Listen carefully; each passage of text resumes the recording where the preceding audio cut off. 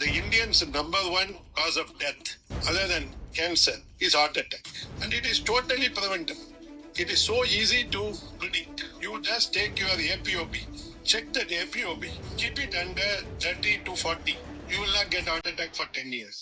இவர் சொன்ன மாதிரி 10 இயர்ஸ்க்குலாம் ஹார்ட் அட்டாக் வராதுன்னு கேரண்டியா சொல்ல முடியாது. இதுக்கு நிறைய ஃபேக்டர்ஸ் இருக்கு. இதை நான் பிரேக் டவுன் பண்றேன். இந்த மாதிரி சயின்ஸ் பேஸ்டு ஃபிட்னஸ்க்கு மறக்காம என்னை ஃபாலோ பண்ணிக்கோங்க. பாயிண்ட் நம்பர் 1, ஏபிஓபின்னு ஒரு புரோட்டீன் இருக்கு. இந்த புரோட்டீன் கொலஸ்ட்ரால் பார்ட்டிகல் கூட அட்டாச் ஆகும். எல்டிஎல் விஎல்டிஎல் எல்லாத்துக்கூடயும். இந்த ஏபிஓபியோட லெவல்ஸ் வந்து ஹையா இருந்துச்சுன்னா அது ஆர்டரிஸ்ல பிளாக்கை ஃபார்ம் பண்ணும். அதனால ஹார்ட் அட்டாக் வருது. பாயிண்ட் நம்பர் 2, இந்தியன்ஸுக்கு ஜெனட்டிக்காவே ஹார்ட் ப்ராப்ளம்ஸ் வர்றதுக்கு நிறைய சான்சஸ் இருக்கு. நார்மல் கொலஸ்ட்ரால் டெஸ்ட்ல இந்த ப்ராப்ளம் டிடெக்ட் ஆகவே ஆகாது. பட் ஏபிஓபில கிளியரா தெரியும். பாயிண்ட் நம்பர் 3, ஏபிஓபியோட லெவல்ஸை 30 to 40 மெயின்டைன் பண்ணணும். அதை மெயின்டைன் பண்றதுக்கு லைஃப் ஸ்டைல் தான் key. Strength training and cardio பண்ணுங்க. ஹெல்தி ஃபேட்ஸ் நிறைய எடுத்துக்கோங்க. ப்ராசஸ்டு ஃபுட்ஸ் அவாய்ட் பண்ணிட்டு ஒரு கேலரி டெஃபிசிட் டயட்டை ஃபாலோ பண்ணுங்க. அண்ட் சப்ளிமெண்ட்ல ஒமேகா 3 எடுத்துக்கோங்க. அண்ட் வைட்டமின் டி கம்மியா இருந்தா வைட்டமின் டி எடுத்துக்கோங்க. பாயிண்ட் நம்பர் 4, இவர் சொன்ன மாதிரி 10 இயர்ஸ்க்கு ஹார்ட் அட்டாக் வராதுன்னா யாராலையுமே கேரண்டியா சொல்ல முடியாது. ஏபிஓபி வந்து ஒரு ஸ்ட்ராங் ப்ரெடிக்டர் தான். But BP, sugar, smoking, stress எல்லாமே ஈக்குவலி இம்பார்ட்டன்ட். நீங்க ஃபிட்னஸ்னு வந்துட்டீங்கன்னா அது மசில் பில்டிங்க்கு மட்டும் கிடையாது, அது உங்க ஹார்ட்டை ப்ரொடெக்ட் பண்றதுக்கும் தான். ஸோ நெக்ஸ்ட் டைம் நீங்க பிளட் டெஸ்ட் எடுக்கும்போது உங்க ஏபிஓபியோட லெவல்ஸை செக் பண்ணுங்க. சப்போஸ் ஹையா இருந்துச்சுன்னா